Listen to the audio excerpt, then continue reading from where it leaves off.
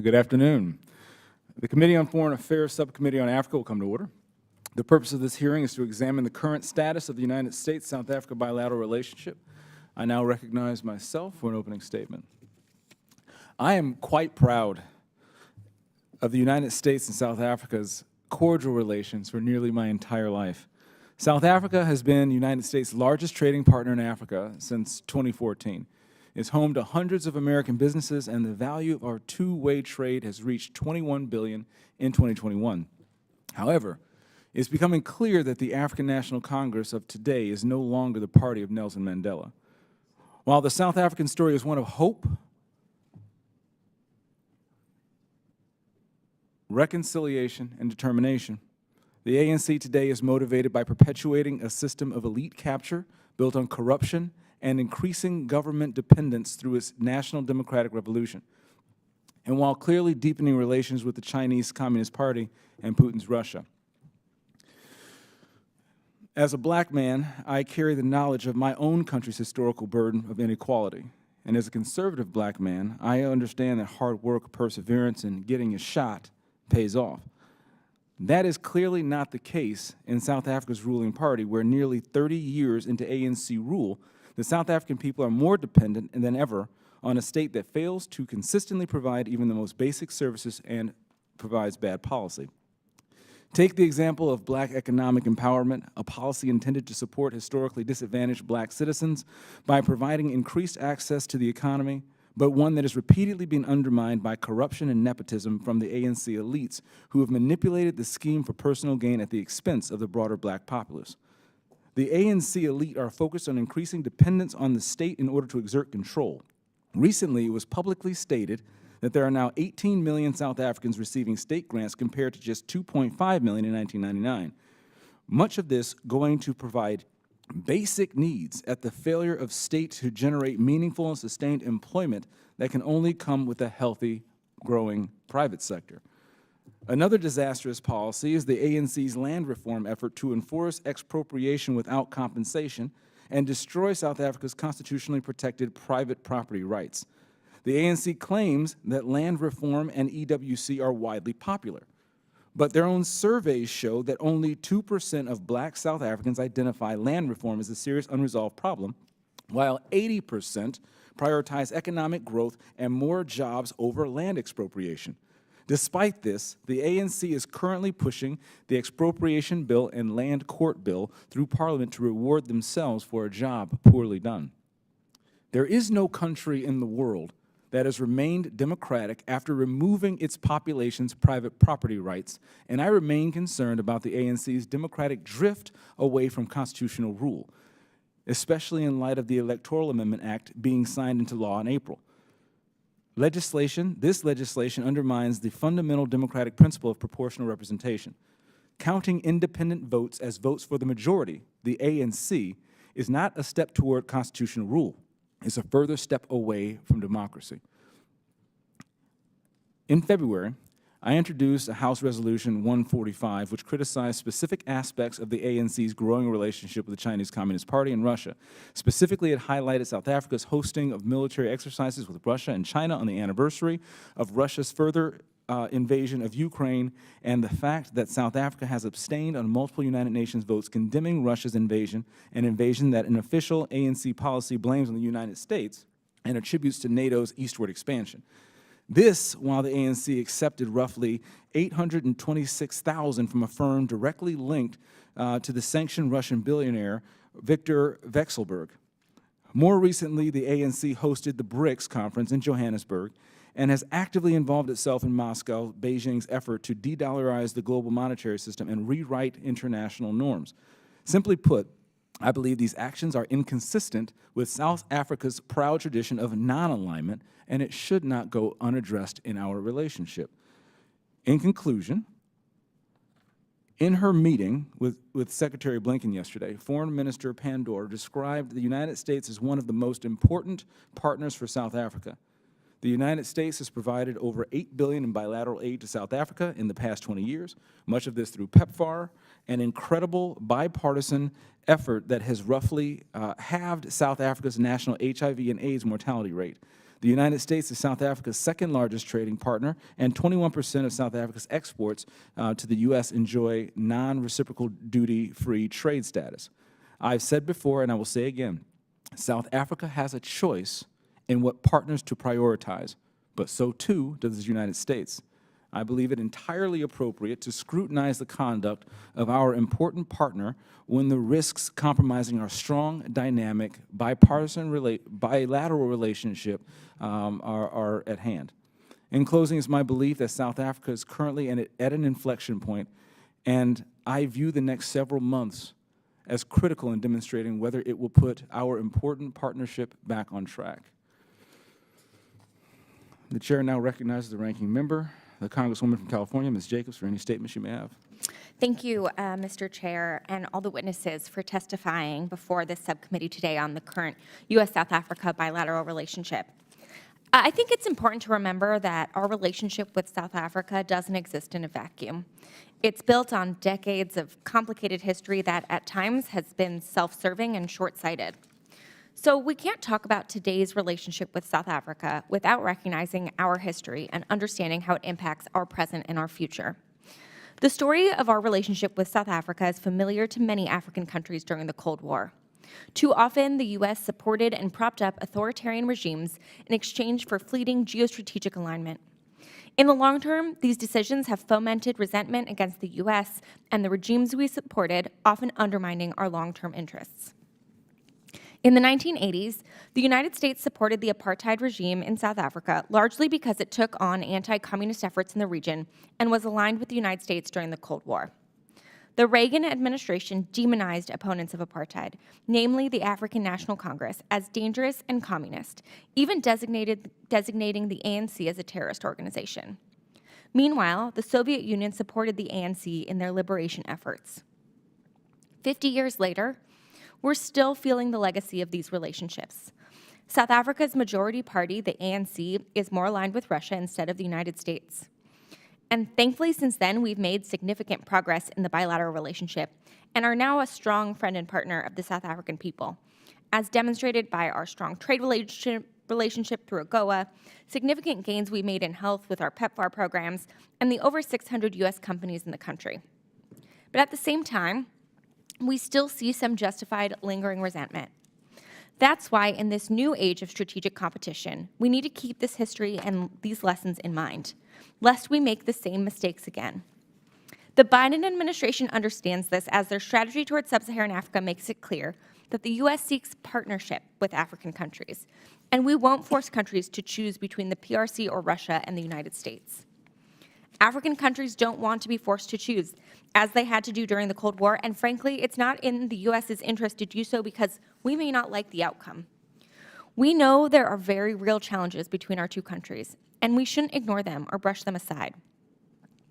But real partnership means being honest and clear about these challenges and working through them together, like the endemic corruption within the government, particularly since former President Zuma's administration and within the ANC itself. And when the Lady R, a U.S.-sanctioned Russian ship, recently docked near Cape Town and allegedly transported weapons to Russia, we were very clear that this was a violation of U.S. sanctions. But we also can't let these challenges get in the way of the many opportunities that our bilateral relationship creates. So we need to find productive ways to continue engaging with the South African people on issues of mutual interest, whether that is economic growth, addressing the energy crisis, good governance, or building a just and representative global governance system. And we need to make sure that our policy towards the South African government don't have negative impacts on our relationship with the South African people. So I'm looking forward to hearing from experts here today on their perspectives and recommendations on how U.S. policymakers should address the opportunities and challenges in the U.S. relationship with South Africa. I yield back. Thank you, Ms. Jacobs. Other members of the committee are reminded that opening statements may be submitted for the record. We are pleased to have a distinguished panel of witnesses before us today. Mr. Anthony Carroll is an adjunct professor at Johns Hopkins University School of Advanced International Studies. Ridi Tahabi is a senior South African journalist, broadcaster, and moderator. Chris Marling is the International Chief Executive Officer at SADC, Executive Director of Good Governance in Africa. Thank you for being here today. Your full statements will be made part of the record, and I'll ask each of you to keep your spoken remarks to about 5 minutes in order to allow time for questions. I now recognize Mr. Carroll for his opening statement. Thank you, Mr. Chairman. South Africa can be viewed as a glass that is both half empty and half full. South Africa is Africa's most advanced economy, offering sophisticated capital markets, financial institutions, and professional services. South Africa's leading research universities collaborate with U.S. counterparts in myriad areas. South African companies such as MTN, ShopRite, Standard Bank, ABSA, and Aspen Pharmaceutical have become omnipresent in Africa. The courts in South Africa are professional and independent. South Africa's media is open, independent, and outspoken. Its Reserve Bank is independent of government and operates in accordance with global monetary standards, and its Department of Treasury does its best to monitor fiscal policies. As a result, the rand is the most stable and convertible currency in Africa. The Southern African Customs Union includes South Africa's 4 neighboring countries, ensuring duty-free access across borders and providing a revenue-sharing formula. From a civil liberties standpoint, there are no constraints on free speech or exercise of religion. Since 1994, South Africa has held free and fair elections and has a vibrant multi-party democracy. And South Africa has a robust civil society. Yet, by many measures, South Africa is a failing state. Unemployment is estimated to exceed 40%, particularly for youth. Almost half of South Africa's households receive some form of welfare payment, and the country has among the worst distributions of wealth in the world. Labor is expensive and inflexible. Corruption and criminality are at frightening levels and involve international criminal networks from Nigeria, Russia, and China, resulting in South Africa as being placed on the FAFT gray list. Infrastructure is collapsing at the national and local levels. The failure to deliver on critical public services has undermined confidence, resulting in low voter turnout in recent elections and a brain drain. Lastly, xenophobia is rampant and often deadly. The U.S. economic relationship with South Africa is mixed. No country has benefited from AGOA as much as South Africa. Last year, South Africa exported over $14 billion in goods to the U.S., and the U.S. exported $6.5 billion of goods, and an increase of 15% from 2021, and another estimated $2 billion in services. Our imports from South Africa include manufactured goods and agricultural products that employ thousands of people and have fostered the emergence of regional value chains. Over 600 U.S. companies operate in South Africa, and many do so as a gateway to Africa. Blue-chip U.S. companies such as Pfizer, J&J, Amazon Web Services, Stellantis, and Ford have all recently invested billions of dollars, and South Africa plays an important role in our quest to secure critical minerals. While our diplomatic relationship is founded in such areas as intellectual property rights and the UN, South Africa does provide fertile ground for U.S. development assistance, most notably with PEPFAR. Additionally, myriad collaborations between U.S. institutions and South African counterparts exist. For example, Texas Children's Hospital is supporting the training of South African pediatric oncologists and nurses at 2 leading South African hospitals. And at last, among all nations, U.S. is the leading contributor to South African tourism. But our relations with South Africa have been colored by recent developments. South Africa's trade relationship with China has blossomed, and China is now its largest trading partner. However, there is much dissatisfaction on both sides of that relationship. China has not been able to assert its will over South Africa as it has in other African countries, and there is much dissatisfaction in South Africa because that trade is largely the export of raw materials and the import of finished goods. Many South Africans fear that BRICS will become primarily a vehicle for Chinese commercial and political influence. South Africa's relationship with Russia is also perplexing. The recent joint military maneuvers with China and Russia underscore South Africa's ambivalence about reproaching Russia for its aggression. The ANC's largest donor is a Russian oligarch. However, this closeness is not new. The ANC received decades of support from the Soviet Union in its struggle against apartheid, and many aging leaders of the ANC were educated in the Eastern Bloc. Upon the installation of a democratic government, South Africa and then the Russian Federation entered into an agreement of cooperation. But Russia's economic influence in South Africa is minuscule in comparison to that of the U.S., and recent polls show that South Africans do not support Russia's aggression in Ukraine. In conclusion, while I share the concerns of many about the direction of our relations with South Africa, I would oppose making it ineligible for AGOA. First, I do not believe that its embrace of Russia constitutes a direct threat to U.S. security. Second, goods exported to the United States provide critical jobs to South Africa and provide lower-priced goods for the U.S. consumers. Third, South Africa's removal from AGOA would only play into the hands of anti-U.S. elements within the ANC and the radical EFF party.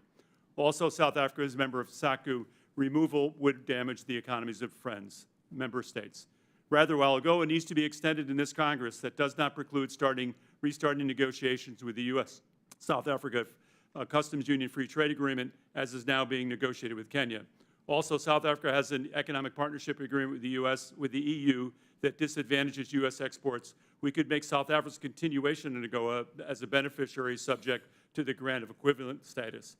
Third, I am hopeful that Africa will conclude the Africa Continental Free Trade Agreement that will allow us to enter in a continent-wide trade agreement. Lastly, while not directly related to trade, I believe that the U.S. can make three vital contributions to South Africa and Africa, the world's youngest continent. First, by transferring technology. Second, making creative capital available. And third, educating young African leaders in the U.S., such as through the remarkable success of the YALI program. Thank you, sir. Thank you, Mr. Carroll. I now recognize Ms. Chalabi for her opening statement. Thank you very much, Mr. Chairman. The year 2024 is a seminal moment in South Africa. We, like the United States, are entering an election year. We are also marking 30 years since the first democratic election in 1994. And that moment is special, and I do want to spend time reflecting on it because it was the first time that I saw my mother voting. She was the same age as I am. My grandparents, who were in their 70s, were voting for the first time, and my father died without ever voting in the land of his birth. This history is important. This election was emblematic of a rebirth. A new nation was emerging from the yoke of racism, exclusion, and oppression, and could offer a model for a thriving democracy. The election was about restoring the dignity of Black citizens, but also assuring our white counterparts that South Africa remains a home for them. That election was also about providing basic services and economic opportunities to the previously disadvantaged. So, you've used the word inflection point, and it is true. Next year's election is an inflection point. We arrive at that election with the promises of 1994 remaining elusive and unfulfilled. The powder keg, though, that could undo our democratic edifice, unemployment and inequality. These must be taken seriously as they have a direct impact on citizens' engagement and preference for and against democracy. The Human Sciences Research Council, South Africa's social attitude survey conducted annually shows us that South Africans are increasingly dissatisfied with democracy.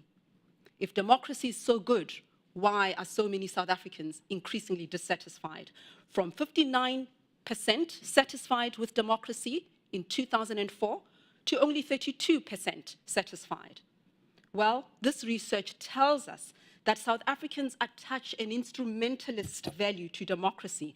It is a preferred form of governance in as far as it delivers on the socio-economic needs of many. They do not attach to democracy because of its intrinsic value of equality before the law. They do not see it as the best political method to advance human rights, dignity, freedom, and equality. It is about basic services and the right to economic opportunities. These restore human dignity far more than anything else. I would like to suggest that there's a strong link between democracy on the ground and our foreign policy choices. South Africa's democracy must not be allowed to collapse, even as some of its foreign policy choices are found disappointing. A strong economy keeps rogue nations out. We have seen Russia's aggressive return and re-engagement with the continent, and we must use the word return and re-engagement because it suggests that there was a time when Russia left Africa, which is not a message that it preaches. It likes to create an impression that it was always on African soil. It wasn't. The Soviets did leave Africa, and that relationship itself was complicated. They are returning now. I do want to say that Africa is not monolithic. There is diversity and plurality. We see with Russia's engagement is that they have been most successful in weaker states, where democracy is precarious, where the regulatory environment is non-existent, and where the returns are quick. I repeat this. Russia has been most successful in weaker nations where democracy is flimsy. Madagascar, Sudan, the Central African Republic, the list goes on. Africa is not only the stage on which Russia projects its power to the United States and its Western allies, but also a space for the exploitation of new commercial opportunities. Why does Russia succeed? Russia has presented this history as an ally of Africa, claiming to treat the continent as an equal partner in strengthening economies and crafting a multipolar world that can offer a geopolitical counterbalance in the world order.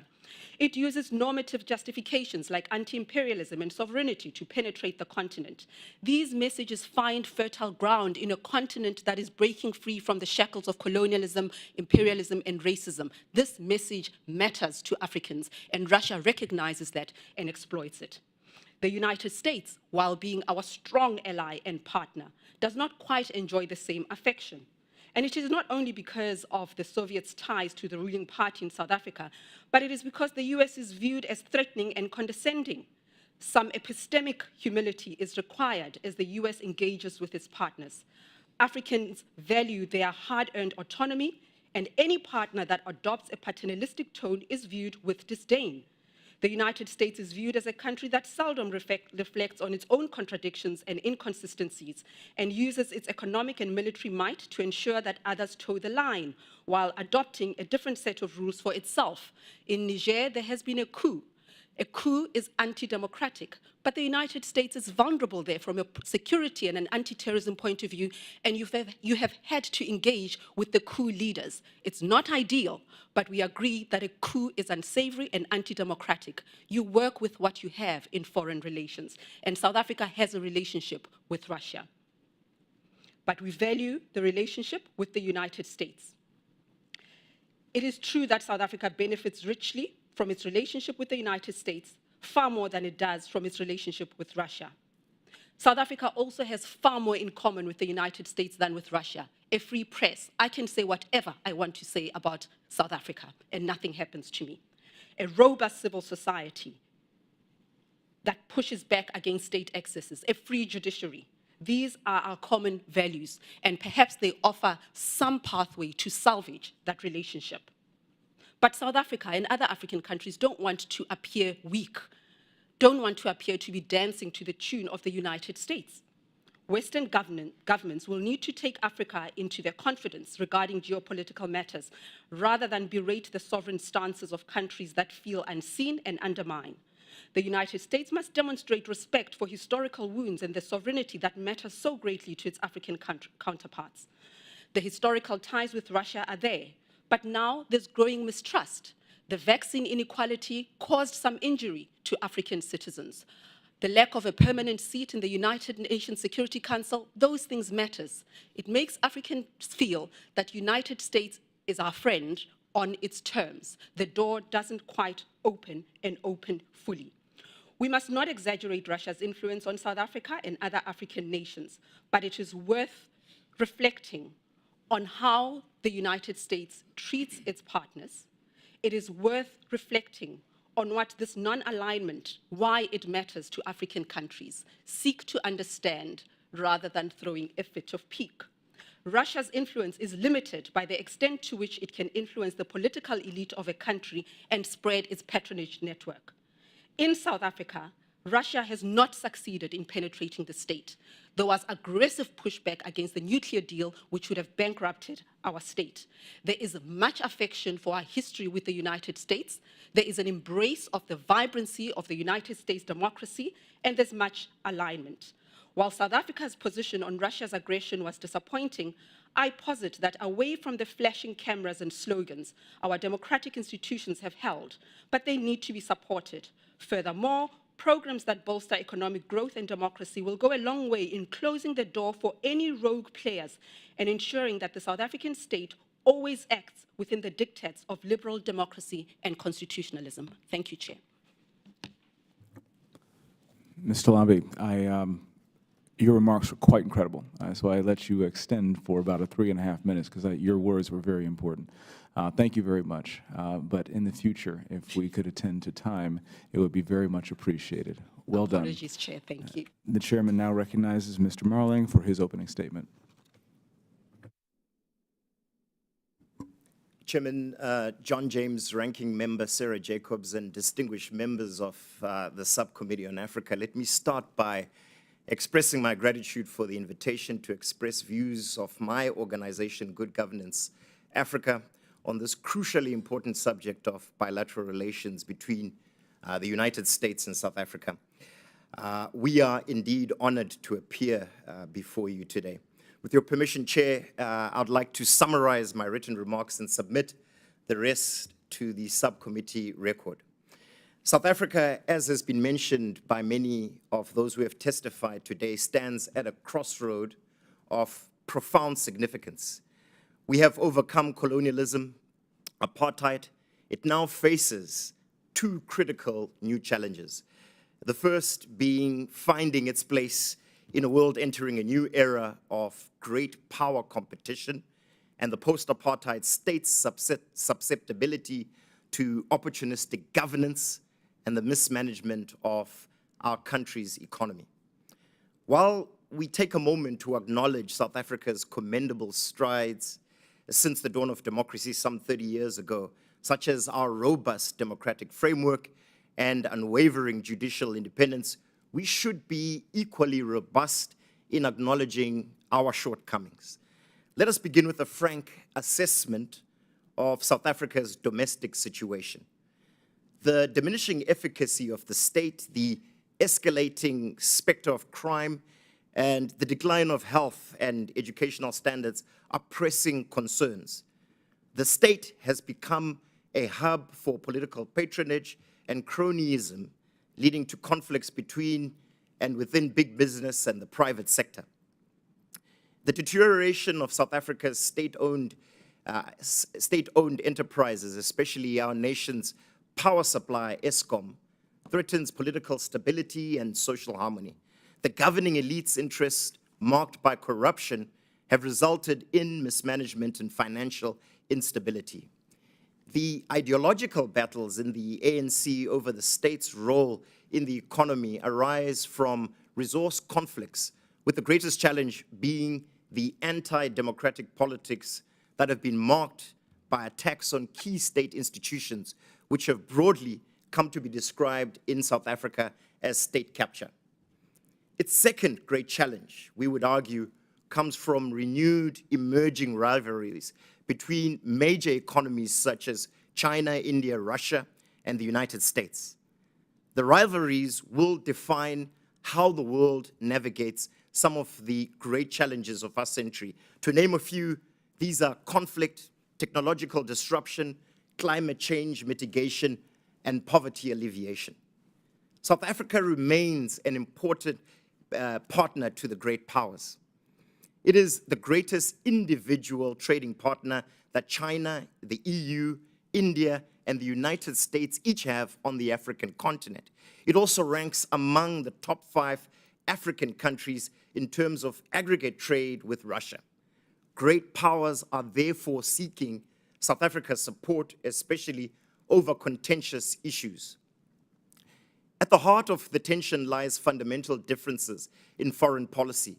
The South African foreign policy, characterized by active non-alignment, contrasts with the United States' assertive global posture, which is a reflection of its power on the global stage. These differences have been notably evident in key areas. The war in Ukraine has been a contentious issue. South Africa's reluctance to join in international condemnation over Russia's invasion of the Ukraine stands in sharp contrast to the United States' stance against Russian aggression. Another flashpoint has been the Israeli-Palestinian conflict. The two nations have adopted divergent approaches and perspectives towards the Middle East, deepening this seeming rift between them.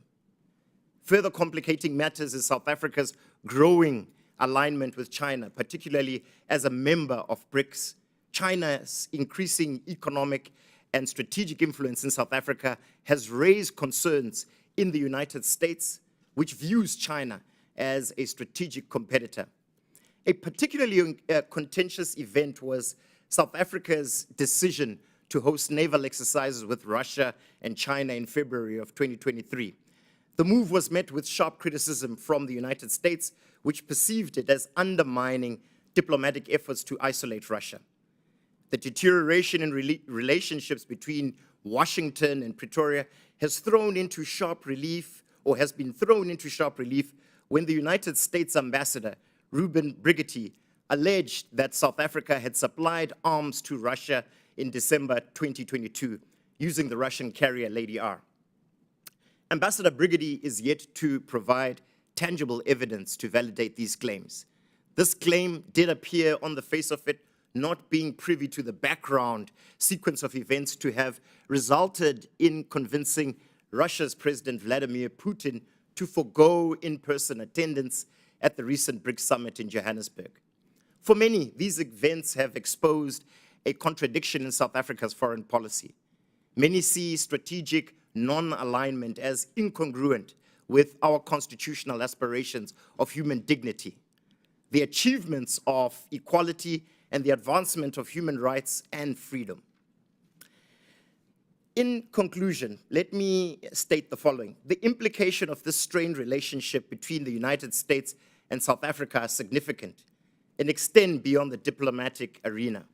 Trade, investment, and cooperation in a number of sectors have characterized the economic relationships between South Africa and the United States. South Africa serves as a gateway for many of the approximately 600 US businesses into our continent. Conversely, the US represents a significant market and a source of foreign direct investment for South Africa. AGOA has boosted South African exports, especially in the automotive and agricultural sector, and both countries have shown an interest in collaboration in areas like technology, research, and development. While any deterioration in the relationship could potentially harm South Africa's economy, both, and I repeat, both nations have a vested interest in ensuring stability, democracy, and human rights in Africa. South Africa remains an enormous opportunity to the US. Chinese loans to Africa are at a 2-decade low. We need more unconditional initiatives in South Africa, underpinned by the shared and common values that our countries have.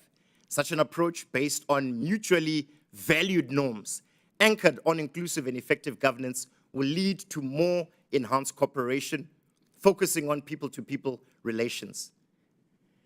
So, in conclusion, as my father used to say, sometimes it's not about the message, but it's about the messenger. In this regard, the Brigetti incident has demonstrated that there is a need for the US to maintain decorum in bilateral diplomatic relations, while South Africa must carefully manage its ties with China and Russia to ensure that it does not come at the expense of relationships with this important ally like yourselves. The US has an opportunity to reimagine the future with not just South Africa, but the continent as a whole. South Africa and the United States have a great deal to offer one another.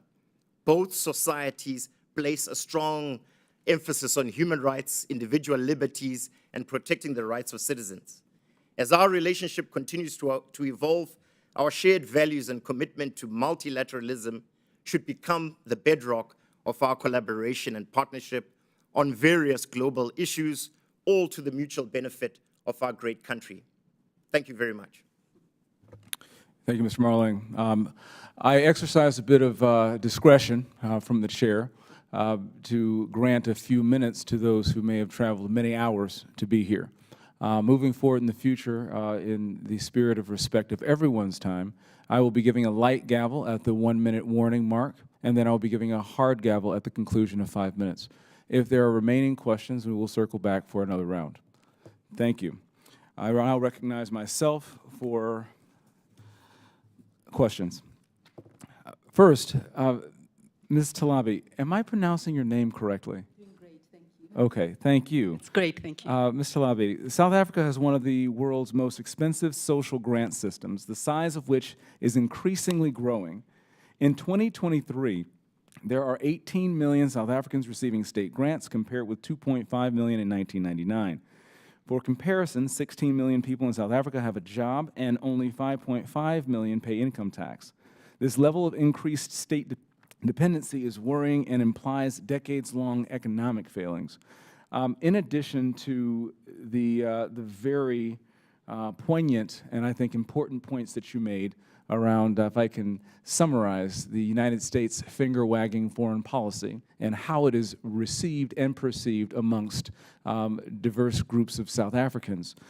Can you give us a bit of insight onto what these statistics show about the ANC's ability to govern effectively, and how the United States can more appropriately partner with South Africans to increase opportunity? It is absolutely true that the ANC government has failed, and it is being articulated through various forms of ongoing protests, the proliferation of more opposition parties, the strengthening of civil society. And the ANC government does indeed speak about the number of recipients of social grants as a sign of success. Yes, it is true that in a decent nation, you do make provisions for the most vulnerable members of society. I don't think that South Africa should be ashamed of providing social security for those who are indigent and desperate, because our conditions are really, really dire, especially for those who have not tasted the fruits of democracy. However, having more and more people reliant on the state is a sign of poor governance and the poor management of our economy. Poor people should not be caught in the crossfire of the ANC's poor governance. They need those social grants precisely because they are so desperate. And I want to support what Chris was saying, that it is possible for the United States to reframe a relationship with South Africa that comes with certain conditions. Conditions that will empower the economy, fire up the economy so that we have more and more people absorbed into the job market. So in a nutshell, I'm saying a country does need to provide for its desperately poor, but the growing number in South Africa does indicate poor governance by the South African state. And it also shows that our economy has not been run properly.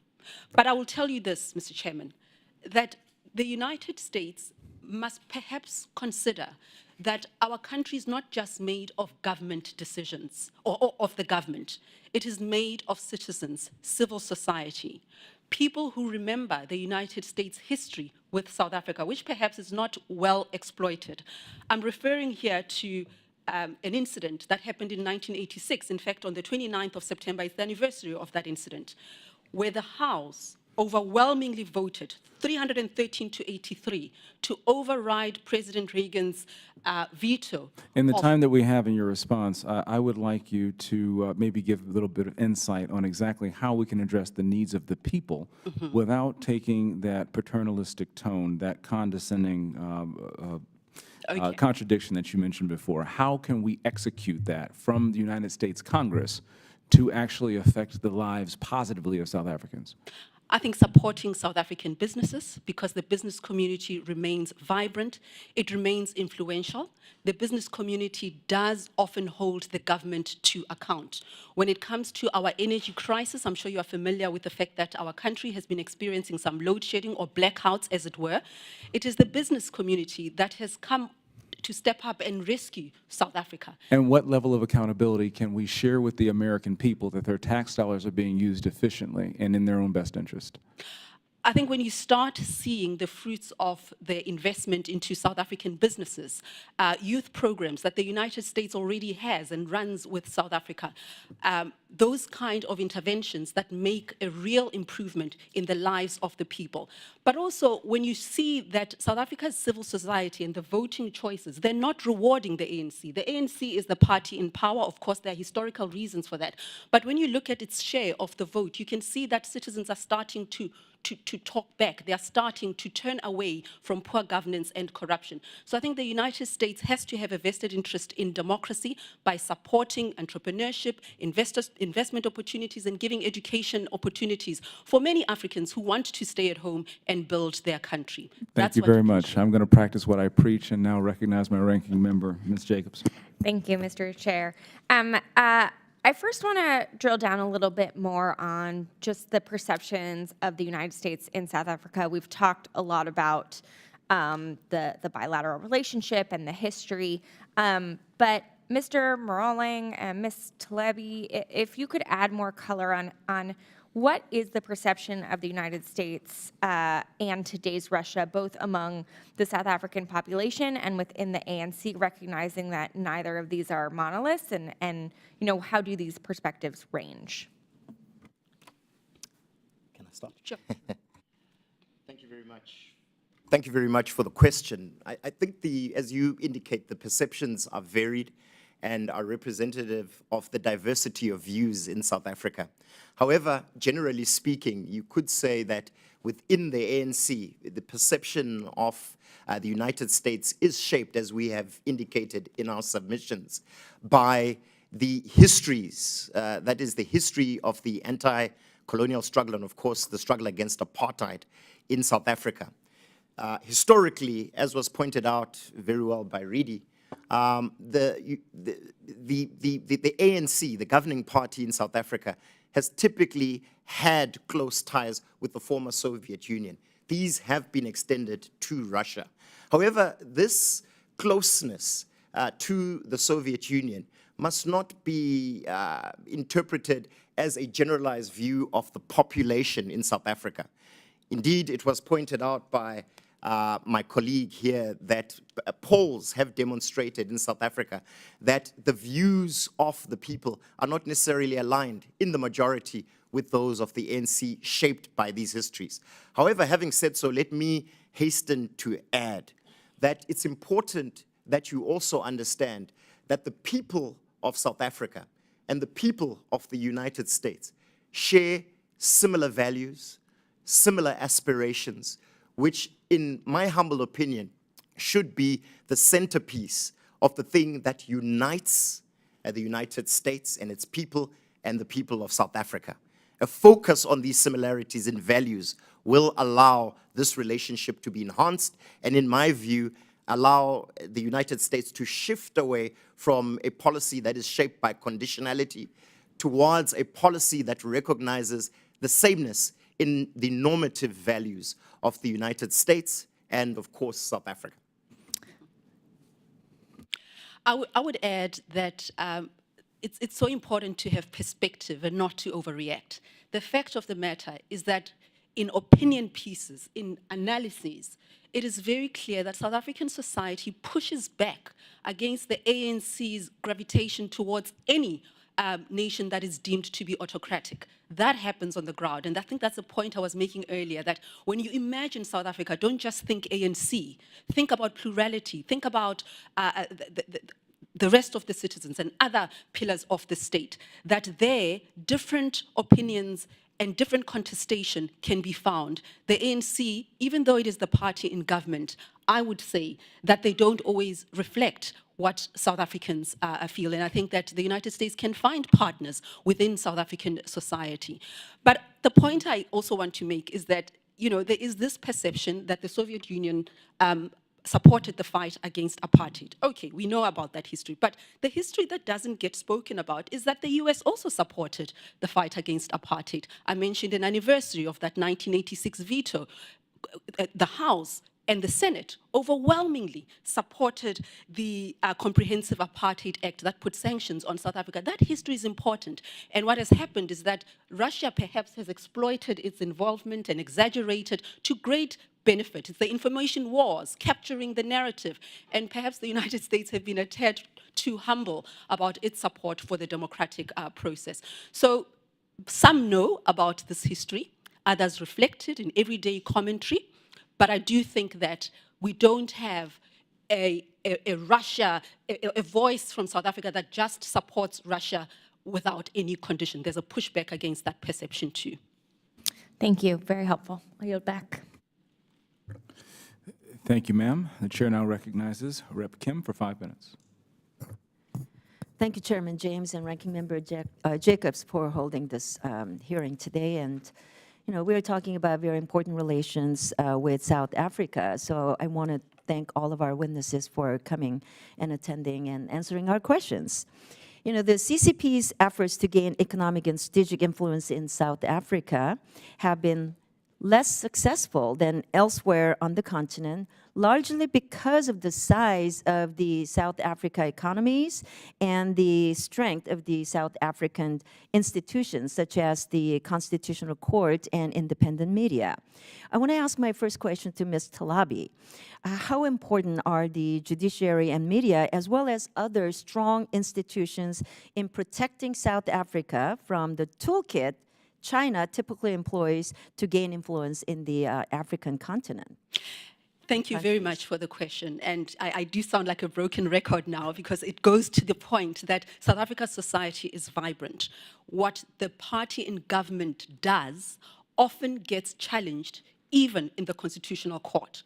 The Apex Court has ruled on the constitutionality of certain measures by the ruling party. They can't just get their way. We have a vibrant parliamentary and constitutional democracy. So when I say that it is important for the United States to continue supporting South Africa, those are the kind of pillars that you can continue supporting.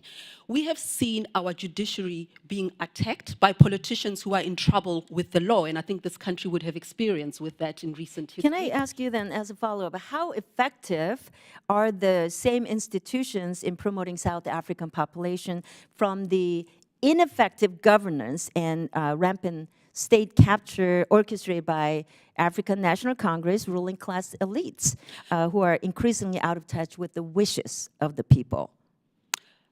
The institution that you've mentioned as, for your question, the judiciary, how effective has it been? It was the judiciary that made a historic ruling on the right to housing, where the state was shown to have had resources to provide housing for poor people. We had the Grootboom case. I won't bore you with the history, but the Constitutional Court often comes in to compel the state to act in a particular way. We have examples of the state acting unconstitutionally, of Parliament acting unconstitutionally, challenging the authority of the public protector, withholding important information from the media and from the public.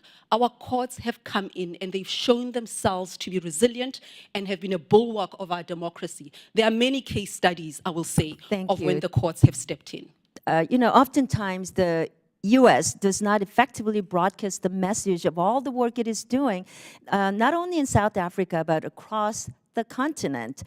From trade to PEPFAR, the U.S. has been an instrumental partner in the South Africa for over the years. So I want to ask this question to Mr. Carroll. You know, how can the United States better messages work in South Africa, especially considering the Russia and Chinese media influence? And maybe Ms. Tulip can talk, but I wanted to pose this to you, Mr. Carroll. Thank you very much. Firstly, the United States provides, as noted before, $750 million a year to support the PEPFAR program in South Africa. That has certainly been a bulwark against the terrific horrors of infectious disease in South Africa, and it is greatly appreciated by clinicians, by patients, by the media. I think there's certainly room for us to perhaps even get more credit for it. We also, perhaps taking a leaf from Russia's activities in the Sahel, we can do more in enhancing educational collaboration between the United States and young South Africans who themselves aren't necessarily wedded to the messages of the ANC. They want to learn, and I think we can give them opportunities. I've been involved with the OLLI program since its inception, and I've seen the wonderful benefits that has provided. Can I ask you to just, you know, walk us through the impact that PEPFAR has had in South Africa and across the continent, and also how would South Africa, as well as other African countries, view United States if we let PEPFAR expire, especially given Russia and PRC's growing influence in the region? Yeah, I mean, there has been no, public diplomacy program in my lifetime, and I'm a Peace Corps volunteer, and I take great credit for the experience that I had as a Peace Corps volunteer, but I've never seen anything with such an impact as PEPFAR. It strengthens the whole infrastructure of African health. It not only provides treatments to people who are on death's door, but it also provides the infrastructure that Africa can help and manage its disease, manage diseases, whether it be infectious diseases or chronic diseases. We're supporting human capacity. We're supporting laboratory development. We are really the linchpin, if you would, of African health. And I think the collaborations we see, like I mentioned with Texas Children's Hospital, these institutional arrangements, Rutgers in New Jersey has a strong program in HIV. Many in California have done great work. I think these institutional collaborations are very important, and they're very much appreciated by clinicians and patients alike. Thank you, Thank you Mr. very Carroll, for much. your Are you back? response. And thank you, Rep. Kim, for your time. The chair now recognizes Mr. Jackson for 5 minutes. Thank you very much, Mr. James. Thank you. I have several concerns. I want to first thank the outstanding leadership in South Africa. I remember in 1985, I was 19 years of age, protesting the apartheid government in South Africa right here in Washington, D.C.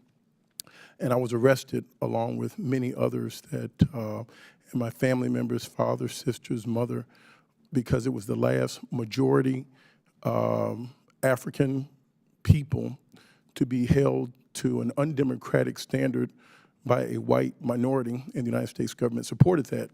And in return, the Russians had supported the South Africans. So there is a unique relationship that the South Africans have with Russia because they were an ally.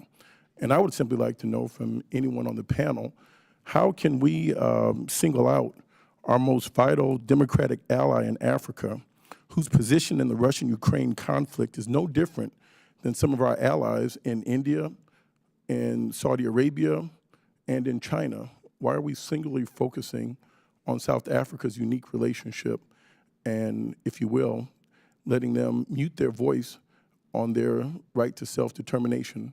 They are very respectful and they're very appreciative of the American trade agreements and the trade that we have, but they also have a complex history that I think we fail to recognize. Okay. Thank you very much, Mr. Jackson, for the question. I don't think it's about singling out. I think it's about acknowledging the fact that South Africa is enjoined by its constitution to represent certain values around sovereignty, human rights, respect for the rule of law, which the aggression that has been perpetuated in Ukraine violates. So in essence, what we are saying here is, especially as we consider the relationship between the United States and South Africa, is basically to amplify and put at the forefront these shared and common values.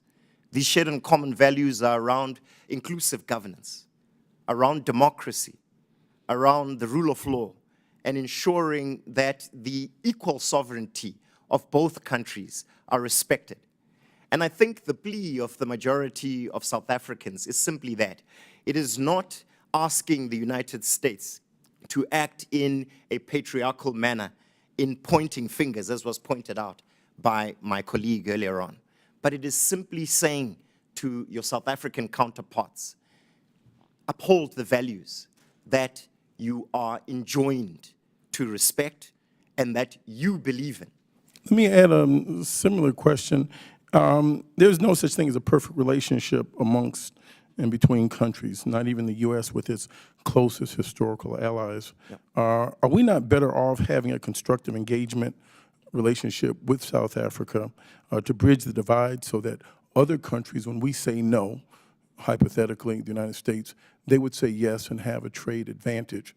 I'm more concerned about building bridges as opposed to taking them down. I'm more interested in opening doors as opposed to closing. Would we be better served in the United States' interest to trade more with South Africa? I've heard a lot of disparaging comments about the ANC, but there are 13 political parties There have been 6 or 7 parties to form since South Africa has become liberated. So it seems that the young country, an infant country, if you will, just 30 years of age, is going through growing pains like any other country. So like, why is this such a singular issue on attacking South Africa's respectful emergence onto the world stage? In my view, with respect, it is not about attacking South Africa. As I indicated before, it's about holding us to uphold our constitutional values. The ANC is the party of Nelson Mandela. And Nelson Mandela himself would not have been non-aligned in his condemnation of a violation of human rights and democracy. So it is incumbent that, yes, we enhance our trade relations. That's very important, and I agree with this. But also at the same time, I think the United States— How has South Africa violated human rights? It is not violating human rights. I'm talking about the relationship between South Africa and the US within the context of the Ukraine. That's what I'm talking about. However, I wanted to say that one of the things that we must also consider is calling out the hypocrisy as viewed by us in South Africa of some of the foreign policy positions of the United States. On the one hand, you want to determine who we can trade with and who we can't trade with, but at the same time, the United States trades with the very same people, for example, like China, which is one of the largest investors into the United States economy. Thank you. I yield back my time. Thank you, Chairman. The chairman now recognizes Representative Baird for 5 minutes. Thank you, Mr. Chairman and Ranking Member and the witnesses. I appreciate you being here today. I guess my question focuses on the United States and South Africa have a strong two-way trade relationship as it pertains to agricultural products. Agriculture is my background. And so South Africa is the largest food producer in the African continent, the way I understand it. And South African farmers are world-renowned in their expertise. So in 2022, South Africa exported $243 million worth of citrus fruit to the United States. Similarly, in 2022, the U.S. exported $67 million of meat to South Africa. I'm concerned about the impact the ANC's governance will have on South Africa's agriculture sector, both with its ability to continue to produce products for export to the U.S. and as well as trying to maintain its own demand for U.S. products. So, Mr. Carroll, I guess I'm going to ask you, how would you say the expropriation bill and mismanagement of the transport and power sector, what effect will that have on South Africa's ability to produce agricultural products? Well, let me thank you, Mr. Baird, for that question, and certainly let me address the issue of infrastructure and trade infrastructure specifically. South Africa has among the least competitive ports in the world. And not only does it impact South Africa's ability to export products, it also impacts the neighboring countries' ability because they primarily use South African ports. The rail infrastructure and the road infrastructure are visibly declining on a yearly basis. Road and rail backups have snarled trade and have made it very, very uncompetitive to transport commodities, not only within Africa, but of course to the United States. Fortunately, the citrus industry has been very competitive and anticipated and was able to manage its value chains to such an extent that it is now the largest supplier of whole oranges outside into the United States, which is a real success and very much a product of AGOA. There are many challenges in South Africa in the agricultural sector, including climate change, which, as we've seen just recently in the Western Cape, with massive storms that have flooded many agricultural areas, and that means that this year's crops will probably be on the decline. So I do think that South Africa's investment in infrastructure to facilitate these value chains and be able to provide competitive products to market is going to be the best mode in which they can improve not only their export market, but also facilitate the import of commodities into South Africa from the United States. But on the issue of land reform, perhaps I would turn it over to Reedy to talk a little bit about that from a perspective of South Africa, and particularly on the expropriation of agricultural lands.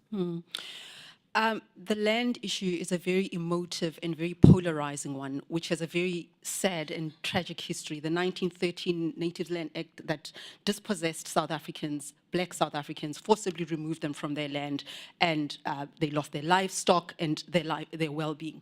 So there is a history attached to the land question, which I do think gets exploited every time we get to an election. It is very important, I think, to have some perspective. Our constitution has always enabled the ANC to achieve land redistribution, restitution, and tenure. The ANC has not used the provisions of the constitution. However, it is also important to not create an impression of a rogue ANC that is about to expropriate land without compensation. That has not happened. If you go to South Africa today, you don't have a Zimbabwe situation of forced removals and so on. The ANC government, whatever its fault, has actually respected the rights of landowners. Many years ago, there was a willing buyer, willing seller, where redistribution and restitution could happen in a negotiated conversation with the landowners, who, of course, if we look historically, black people would say those are not the legitimate landowners. But post-1994, there was no one-upmanship or trying to force landowners off their land. It has not happened. Even now, when you look at what the ANC government is talking about, it is expropriation without compensation where it can be justified. That's what it says. It's talking about abandoned land, abandoned buildings, underused land. So I'm just saying that the conversation gets heated in the build-up to the election, and it is something that the EFF has brought on the table. But from the government's point of view, there has always been a negotiation on the land issue. Thank you, Mr. Baird. Thank you, Mr. Lampe. The chair now recognizes Rep. Sheriff McCormick for 5 minutes. Thank you, Mr. Chairman.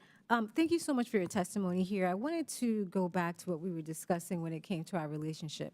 The major part of the administration has been trying to move our relationship, particularly with South Africa, forward. And we touched on some of the conditions. So I wanted to ask this question to anyone who would want to answer it. What are specifically some of the conditions that you would like to see South Africa abiding by, especially for its continued participation in AGOA?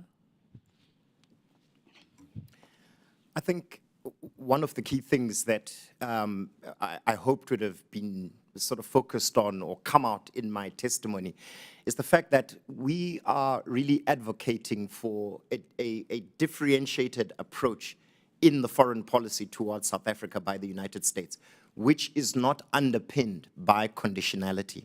Because the conditionality that we could be encouraged to focus on right now really reflects and highlights the past policies that the United States has had towards South Africa.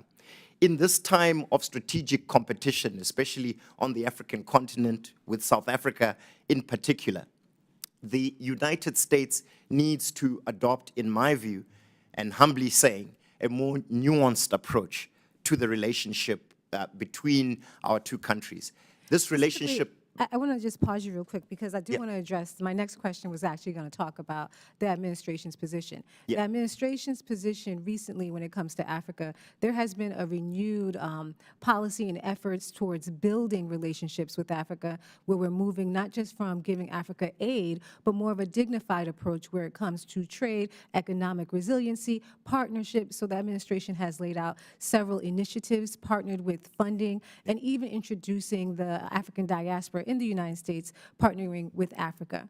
And so that has been our position, and I wanted to get to that right afterwards, but I thought because you clearly identified some of the tension points with the participation with Russia, that we can look at the conditionality, and if we could specifically touch on that, and then we could take a look at if these new policy stances we've been taking, are they actually being felt and are you feeling it? Because we can have, the administration could put forth this policy, but are you seeing it actually on the continent? Is it actually being amplified, or has as it stands right now, is it just words on paper? So if you want to address that, you can. Very quickly. In actual fact, it goes to the recommendations that I had in my presentation, which advocate for the following thing. the U.S., in our view, should really focus on a bottom-up approach. By this, we mean direct more resources towards empowering civil society, citizens, key institutions that support democracy in South Africa.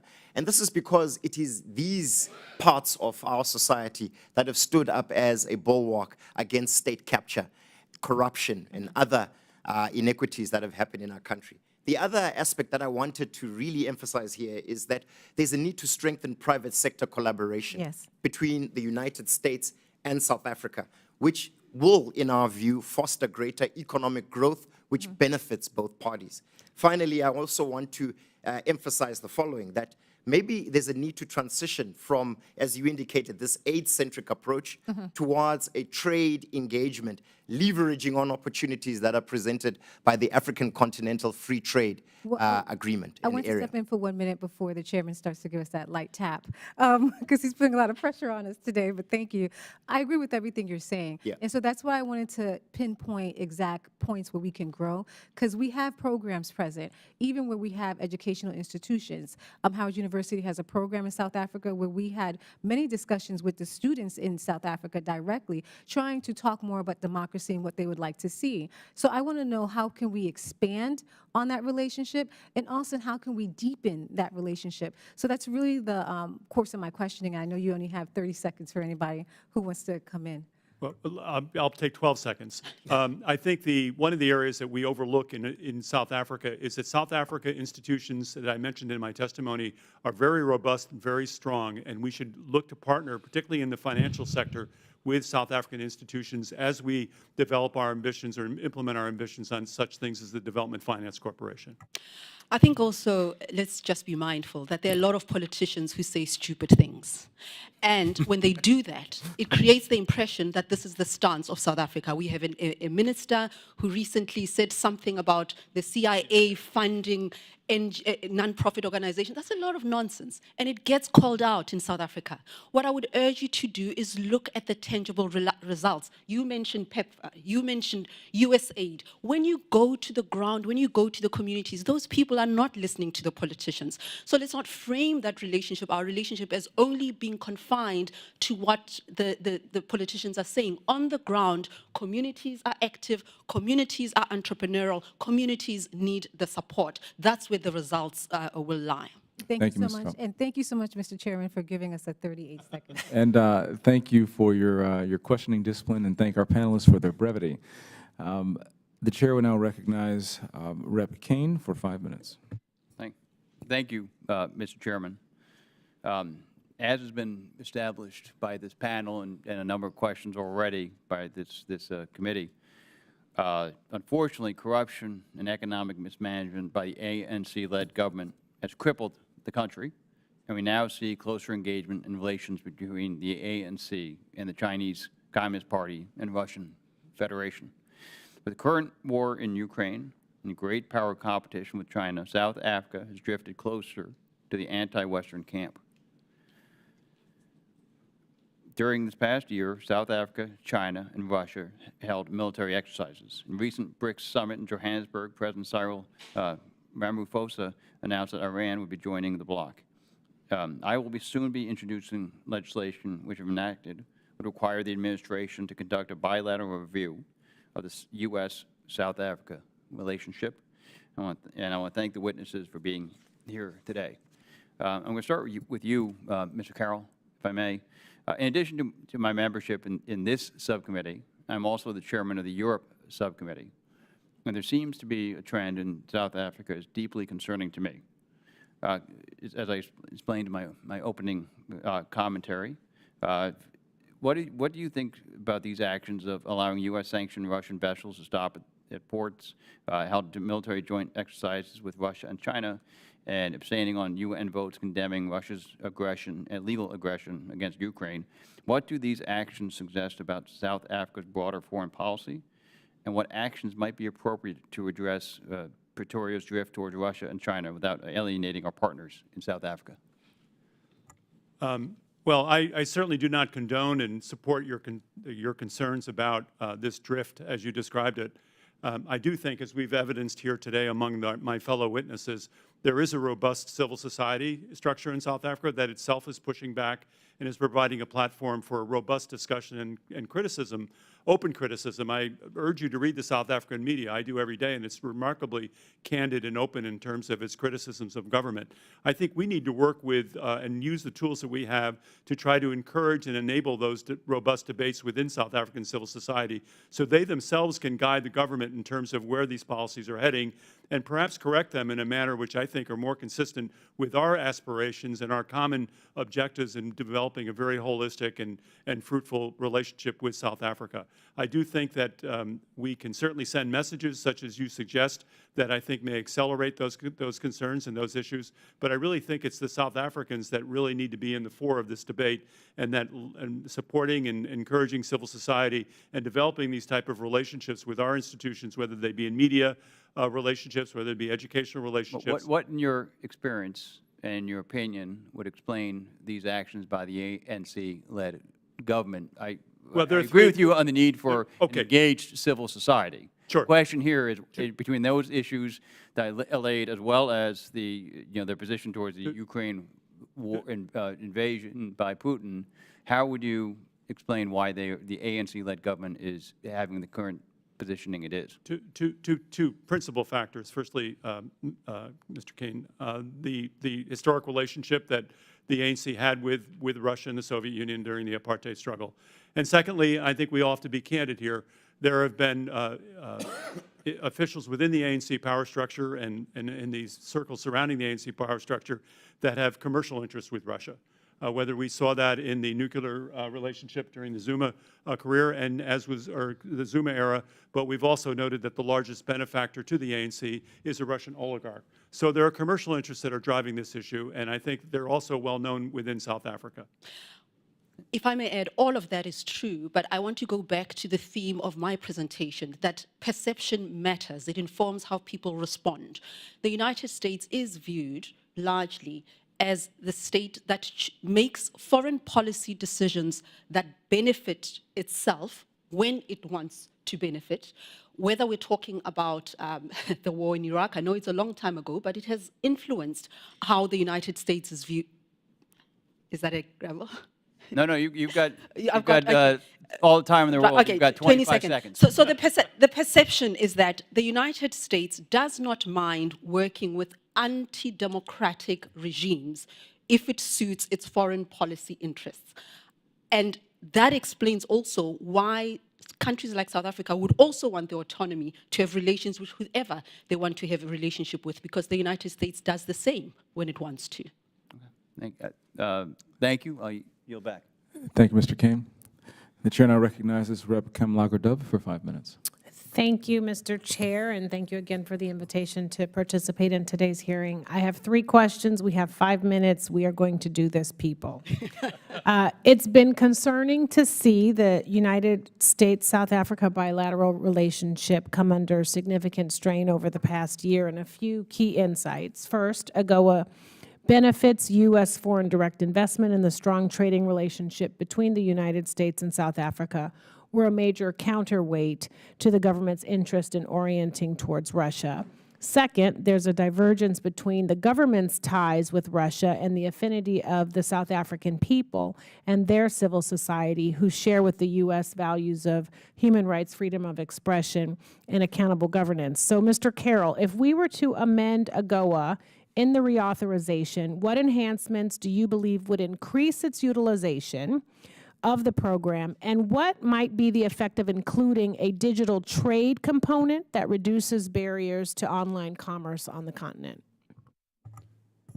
Well, let me return to my earlier statement that I believe that the U.S. should engage, starting now, in the development of a bilateral trade relationship with South Africa and its neighboring SACU countries for a variety of reasons. First of all, that's a permanent relationship, one that doesn't have to be renewed. And moreover, it would provide more incentives for the U.S. to invest in South Africa. So I do think that we should embark upon, as we're doing right now with Kenya, in the development of a more durable, permanent trade relationships in terms of a bilateral one. And that would also benefit U.S. exports, which right now suffer from a disadvantage versus European exports, which enjoy about a 15% margin. The other area that I think South Africa could benefit from is in encouraging and partnering with South African institutions in the development of their value chains and their infrastructure, roads, rails, ports, what have you. I think this is an area where the USDFC can partner with not only South African institutions, but such institutions as the African Development Bank to be able to foster making South Africa more competitive in its export sector. On the digital space, I think there's been a lot of controversy. There's a lot of fears and protectionism in South Africa that's inherent in those discussions. I think we just continue to need to put pressure on saying the benefits of having open access and digital trade. I think right now they're not well understood in South Africa, and I think there's a protectionist element there, a fear element that I think needs to be overcome, and I think it can be overcome with persistence and more education on those issues. Thank you. So one area that is ripe for greater engagement is South Africa's blossoming creative industries, which employ nearly 7% of the national workforce and are supported by foreign investment. So, Ms. Tabi, can you share how you think deepening U.S. engagement and support for South Africa's homegrown film and television industry could help strengthen the bilateral relationship? That is an area that I'm very passionate about because it's an area that offers us an opportunity to share universal values and beliefs, whether it is through of democracy, of human rights. South African artists are very political, and by that, I don't mean they are aligned with this party or that party. They care about society. They produce output that constantly shifts the needle. In fact, I've seen commentary on social media where people make a joke that our weakest link is the state because we've got these globally talented citizens who go anywhere in the world and they make a mark. And that is why I was saying, in reviewing your relationship with South Africa, remember those people. They have contributed to the global market of ideas. They are entrepreneurial, they are innovative.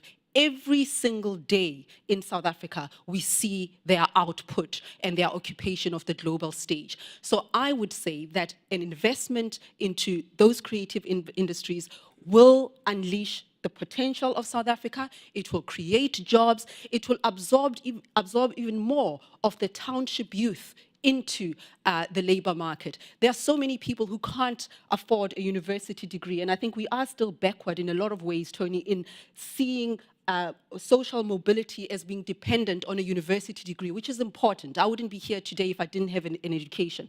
But we have a plurality and a diversity in South Africa that you must care about. It deepens democracy, it gives young people a sense of agency, and it creates a global village of ideas. So don't give up on us in that regard.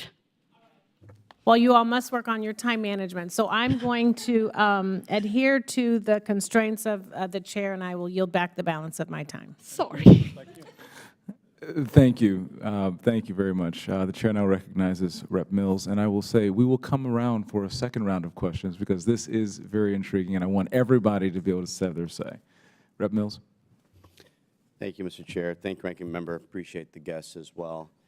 Before I get started, I want to request unanimous consent to enter into record a document which I had sent over to the Honorable Molly Fee, the Assistant Secretary for the Bureau of African Affairs at the State Department, addressing the administrative priorities for fiscal year 24 that I sent June 16th that I've never actually gotten a response back. So ordered. You know, I heard a lot of things that was said today that I actually agree with. You know, perception in many countries, and I've spent a large portion of my life overseas. I spent over 7 years in Iraq and 3 years in Afghanistan and Kosovo and Pakistan, Somalia, lived in Kenya for a while. Perception's reality in many of these areas. And I look at one of the things that you talked about with regards to how people viewed Iraq, and I recall in the 2005 Iraq Constitution, that was this idea of an amalgamation of a British and U.S.-based constitution that kind of had a parliamentary structure. They had Article 76, which actually established sectarian democracy, which has destroyed that country today. We know that sectarian democracy did not work in South Africa, and it did not work in pre-apartheid, and it did not work in Northern Ireland. And so I definitely see where the mistakes that were made by the U.S. from a foreign policy perspective has impacted things, which actually probably drove South Africa more towards BRICS, because America, like many Western nations, have an inability to ask a country what they want as opposed to telling them what they need.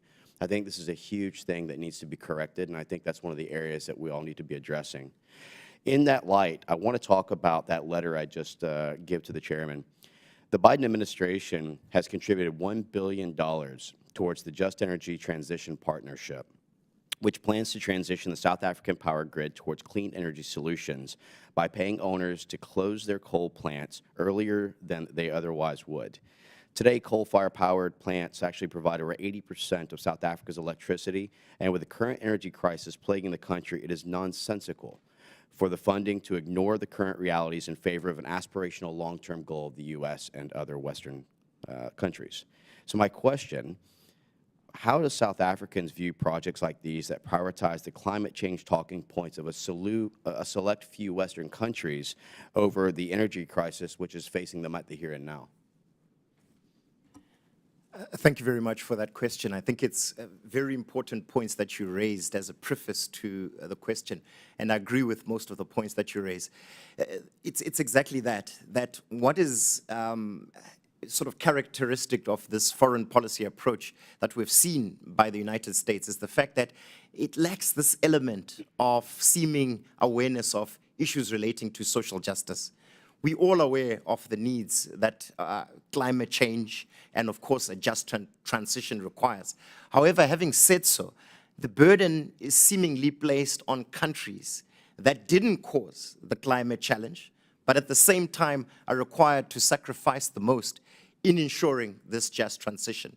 I agree with you that maybe it's not necessarily that we should not go towards the implementation of projects that seek to bring about renewable energy and aspects of the just transition.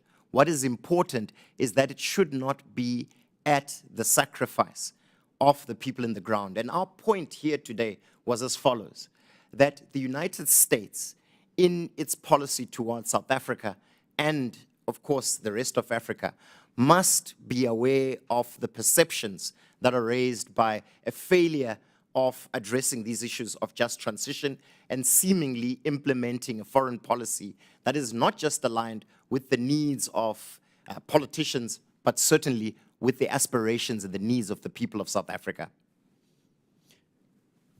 Thank you, Mr. Mills, for the question, and let me be very brief. South Africa has about 7,000 megawatts of installed power. About 2,600 of it are being actively used. I think where we can make big investments and inroads is how we can improve the efficiency of the existing system.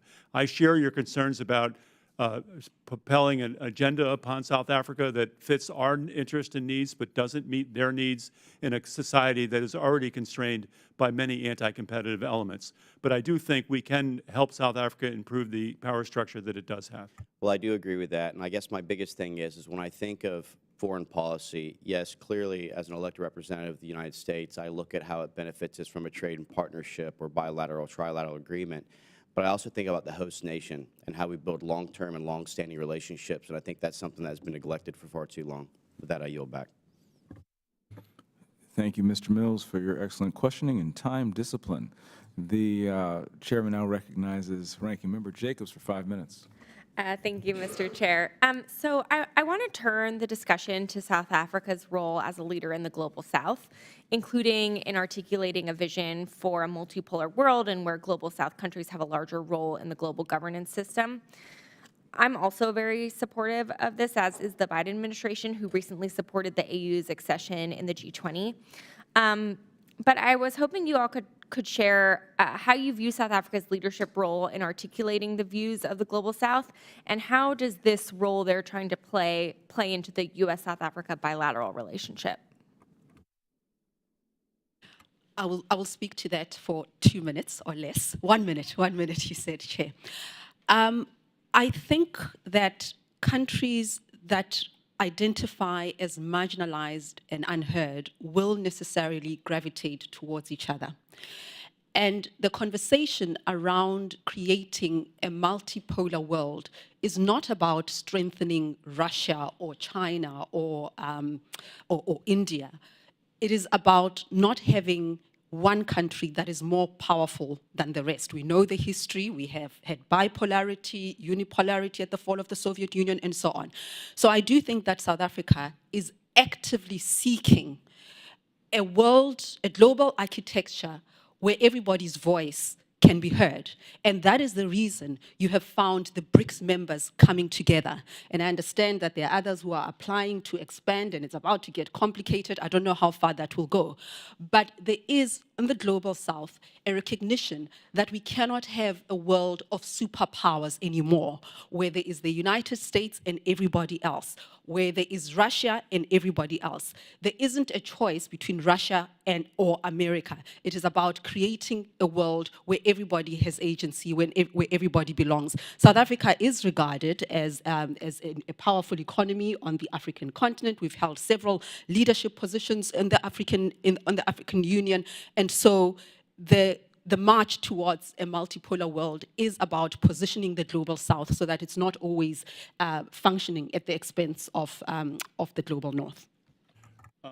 South Africa is certainly stepping forward in providing leadership in this evolution of, shall we say, a new dialogue between the West and the Global South, as you point out. And I think South Africa can provide continued leadership, as it's doing right now, as the Africa Continental Free Trade Agreement is being led by a South African lawyer, a very able one, who I think is starting to show some merits in terms of getting South Africa to be more coherent as a trading regime. But I think there's a sense here that my co-panelist, Claudia Reedy, said that there's a perception that Africa has been left aside for a long time. It's the fastest growing continent. It will be a population center by 2030. Nigeria will be the third most populous country in the world. I think that there's a sense that they needed to be at the table. And I think our foreign policy has to be more nimble in being able to adapt to these new realities. Thank you very much. I agree with what has been said earlier on by my two colleagues. However, one thing that I want to add is that it's not just at the foreign policy level where the United States can create the kind of change that we want to see. When I say we, I'm talking about us in the Global South and South Africa. It is at the international governance level, the United Nations. It is currently inequitable, with a few countries able to have a veto, while the majority of countries, most of them being in the Global South, not having the ability to have their views affirmed and expressed. So the United States, in supporting the reform of the Security Council and also the reform of the United Nations and other multilateral forums internationally, can go a long way in shaping a foreign policy that presents the United States as a partner for development, a partner for change and progress globally. Thank you. And really quickly, on anti-corruption efforts, how can the U.S. do it in a way that it actually breaks through but doesn't seem like we are finger-wagging? Mr. Mrawling. Yeah, I would basically say it will be done by supporting key institutions that support and uphold good governance, especially in South Africa. These institutions are numerous. However, they have suffered in the past years in South Africa during a period that was described as state capture by attempts to also capture them, undermine their authority, and ensure that their effectiveness is reduced. So I would say one of the key things that the U.S. can do is to support these key institutions that support democracy and good governance. Thank you. Thank you very much. Call a little bit of an audible. The chair will now recognize Mr. Jackson. If you have any additional questions, my friend. Thank you, Chairman James. I'm very much interested in following up on your question. How can we expand and increase our role in trade with South Africa? South Africa, as has been stated, is the shining light for the African continent, that with competing interests from China, India, Russia, seems like it's at a crossroad and intersection for everything that we want to do in Africa. And I'm concerned that if we don't step up, that there'll be a vacancy and other people will find an opportunity. And you've had tremendous challenges going forward. I'm very familiar with the region from Zambia and Zimbabwe, the population has come down from Botswana and Namibia and Angola. It just wasn't that long ago that a cold war in Europe made a hot war in Africa. And now the hot war in Europe is making Cold War tensions in the African continent. How can we expand and improve and show our further friendship for the enormous challenges that you've had? You've had populations and migration crisis like we have in the United States to enter your borders while you're trying to satisfy your citizens, people from neighboring countries that did not have water, did not have electricity, did not have housing, came to your borders. Yet you never made a crisis out of it. You simply opened your doors, kept the borders open, you let people come in. What can we do more to assist and help with your enormous challenges that you've confronted in a very short period of time? Well, on the trade front, South Africa, as we've stated here, is going to have to make itself a lot more competitive. And one of the areas that it can make itself more competitive is by improving its infrastructure. And you know what? It's not going to be done by the government. It's going to have to be done with private sector initiative and private sector capital. The U.S. has tools of private sector capital that can be brought in and perhaps mitigated with U.S. government assistance, such as the Development Finance Corporation, U.S. Export-Import Bank, and we can help South Africa partner with South African institutions and investors to try to improve efficiency of South Africa.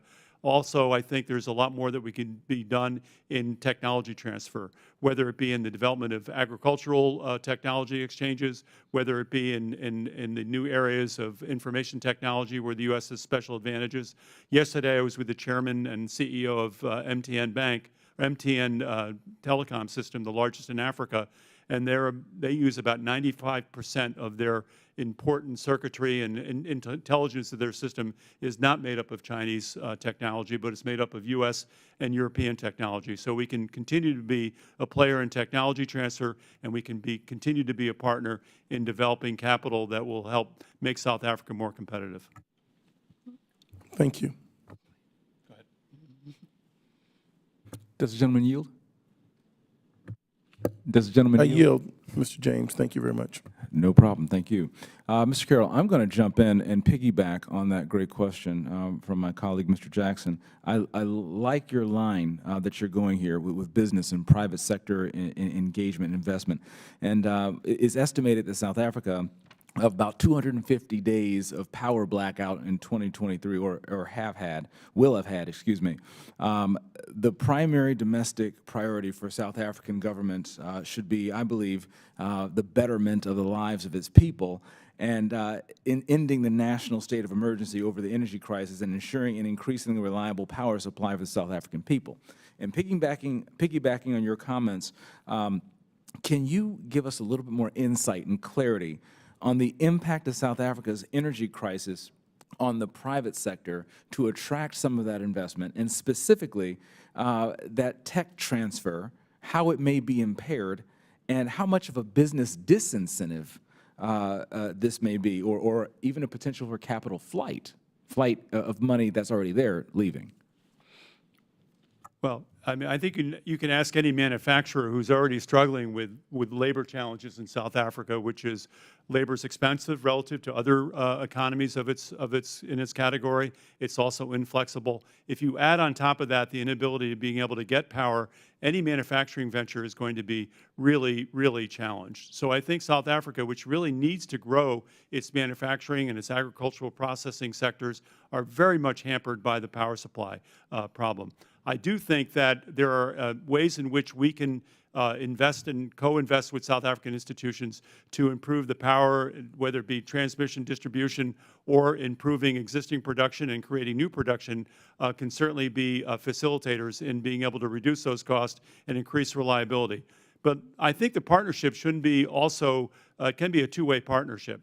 I think it's clear to say that South Africa was at the fore of developing what was called the pebble bed nuclear power, which are the small modular reactors that South Africa was really at the fore of and developing a generation ago, have now come back in vogue. and the opportunities of being able to partner with some of the technology that was developed in South Africa for the creation of small modular reactors could also be a great way of being able to have a country such as South Africa leapfrog into a new technology platform for the creation of power. We have many myriad institutions in the United States that can help facilitate that process, whether it be engineering institutions such as the University of Michigan, which has world-class engineering and power engineering that can partner with South African universities and companies to be able to develop some of those technologies. Just to add on that, I can't speak in granular details about those particular issues, but what I can tell the chair is that we are reading reports in South Africa that as a result of the government's lethargic response to the energy crisis, citizens and the private sector have had to rely on themselves.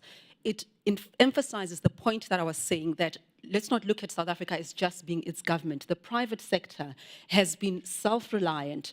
Ordinary citizens have been self-reliant in pursuing other alternative energy means. You can't, of course, ignore the state. You want the state to be there. But what I'm saying is that there is potential on the ground. There are people in South Africa who want to find solutions, and those are the people with whom the United States can work.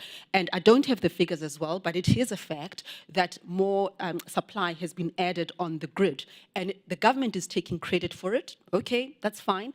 But the fact of the matter is that the private sector and citizens have found other alternative means. That opens the door for these investments that Mr. Carroll has been talking about.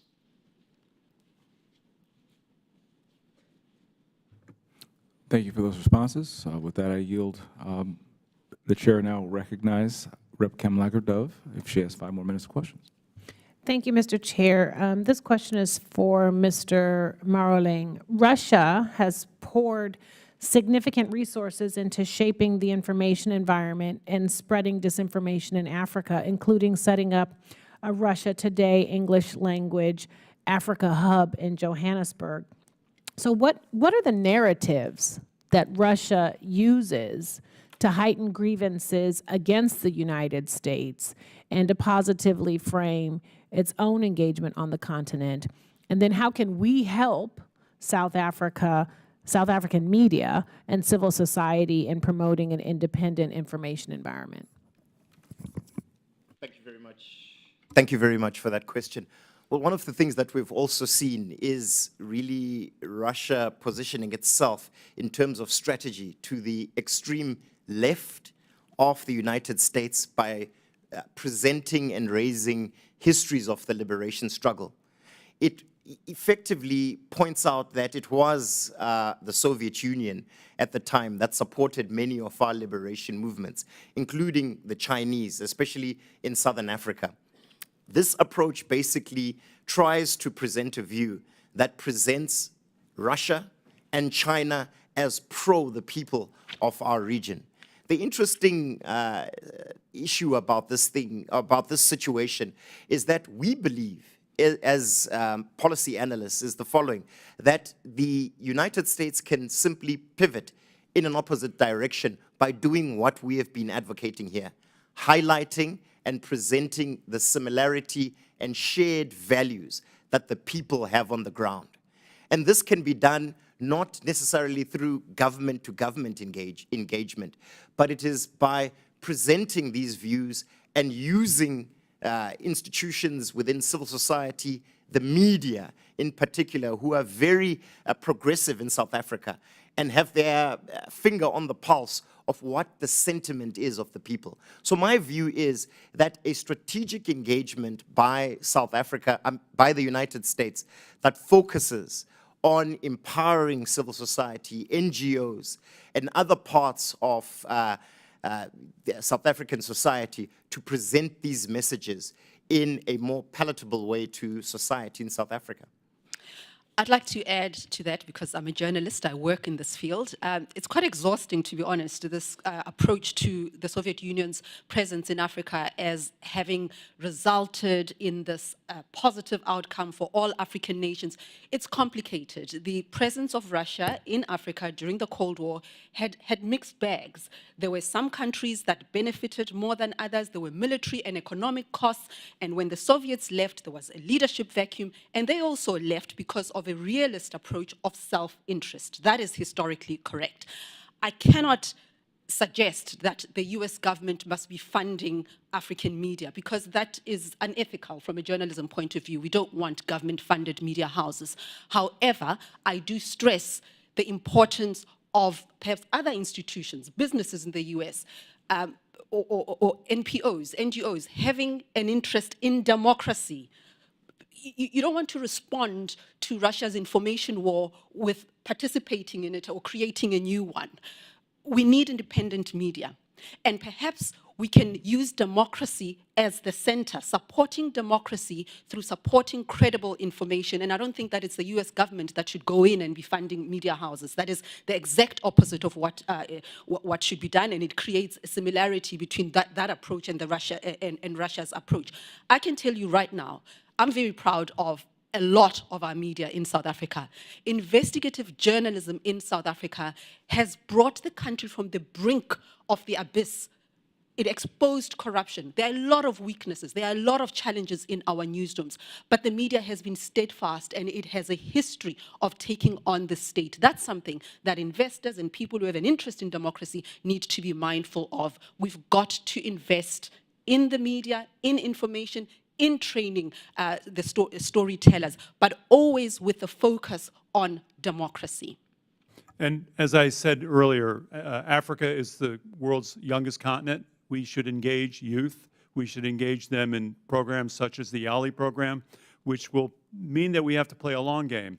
But I think that the exposure that we give youth in Africa to our norms and our standards in our society, I think will go far if we invest in that and willing to take a long-term view. Thank you, Mr. Chair. I yield back. Perfect timing. I am going to once again thank our panelists and also the members who are here and attending. I have one final question. Can each of our guests here state how important PEPFAR is to African nations, but specifically to South Africa, and what would happen to the United States standing if this important program were to be jeopardized? I spent a lot of time in this space and was involved in the original drafting of PEPFAR and have worked in a variety of capacities since its passage. PEPFAR is, as I said, the most important public diplomacy program that I've seen in my lifetime. We've saved 25 million lives. We have 5 million people under treatment. We've made terrific strides in managing and developing mechanisms and institutions to combat not only infectious diseases such as HIV, but the whole spectrum of disease. A country that I lived in, Botswana, is now the highest achieving country in the world in terms of having people on being tested and on medication. I think that we have made a lot of successes here. I think our withdrawal from PEPFAR, particularly on in a sudden way, would, I think, be a huge step back for the United States and its image in Africa and in South Africa, where $750 million a year is spent, and we are the backbone of infectious disease management in South Africa. If I may add there, I like to bring historical context as well. Again, South African civil society and the medical fraternity fought very, very hard to make the state's response to the devastating impact of HIV, to challenge it, to ensure that people are on treatment, to ensure that people have information. There was a dark period in South Africa, and I know that PEPFAR also involves other African countries, but if we can use South Africa as a microcosm, that there were losses by families, civil society, religious organizations, the medical fraternity, the media, NGOs fought. The reason we have access to ARVs is because of those efforts, and ultimately the state had to yield. The power lay with the people. And so I see PEPFAR as a manifestation of that battle. And if it were to be withdrawn, it would erase all those advances that were made at great cost. We know that on the African continent, PEPFAR is appreciated as a mechanism to reduce HIV in Africa. And years later, you have something to go back on and see the positive impact. PEPFAR cannot be compromised because of geopolitical tensions or because of whatever differences that states have amongst themselves. It is a great program. It has saved lives. It has made sure that there is a universality in our responses. Scientists from Africa are working with scientists from the United States. That is something very, very positive to educate nations and to change lives. It matters and should not be compromised. I can only agree with my colleagues. PEPFAR is an important tool that enhances and demonstrates the ability of the United States to change the living conditions and the lives in a positive way of the people of our continent. It is initiatives like this, Chair, that we believe the United States should not just enhance their involvement in, but certainly broaden. And this is in terms of finding other areas, for example, the circular economy, ensuring that citizens are empowered to hold their governments to account, to ensure that processes are developed in South Africa that really develop joint policies between the United States and South Africa that are aimed at the citizen, aimed at ensuring that the people on the ground in South Africa are the ultimate beneficiaries of the goodwill that is provided by the United States. So PEPFAR is one such initiative that has proved the caring nature and the generosity of the people of the United States. Chair, if I may. What should we say to entities who would prioritize their political ideologies over the benefit of PEPFAR? It is not about political ideologies, Chair. It is really about ensuring that the relationship between South Africa and the United States is put in its proper context. And I believe our shared values, our common norms, are the things that will underpin and uphold this relationship. Ideology, as has been said by many people in South Africa, does not put food on the table. It is the ability of developing policies that create jobs, enhance the livelihoods of the people of South Africa, are the kind of things that our citizens on the continent are looking for. If I may, PEPFAR is not just about South Africa. There are other African countries, and we need to be mindful of them as well. I'm also reminded of how PEPFAR was utilized in the 2014 Ebola outbreak. So this conversation is much bigger than South Africa and whatever ideology some politicians may talk about. And I also want to say that political leadership changes. This country, more than any other, knows that. Political leaders change. We have elections next year. We don't know what the outcome will be. A couple of years down the line, we don't know what the outcome will be. But can we agree around certain values that should never change, regardless of who is in power? And I think saving lives and empowering young people should not be hostage to political and ideological permutations. I think that's the perfect way to conclude. I'd like to thank the witnesses for their valuable testimony and the members for their questions. The members of the committee may have some additional questions for the witnesses, and we'll ask you to respond to these in writing. Pursuant to the committee rules, all members may have 5 days to submit statements, questions, and extraneous materials for the record, subject to the length of limitations. Without objection, the committee stands adjourned. Nice to meet you. I'm exhausted. I need a drink. Thanks for doing this. You took the risk. Tony, what did you do to me? What am I...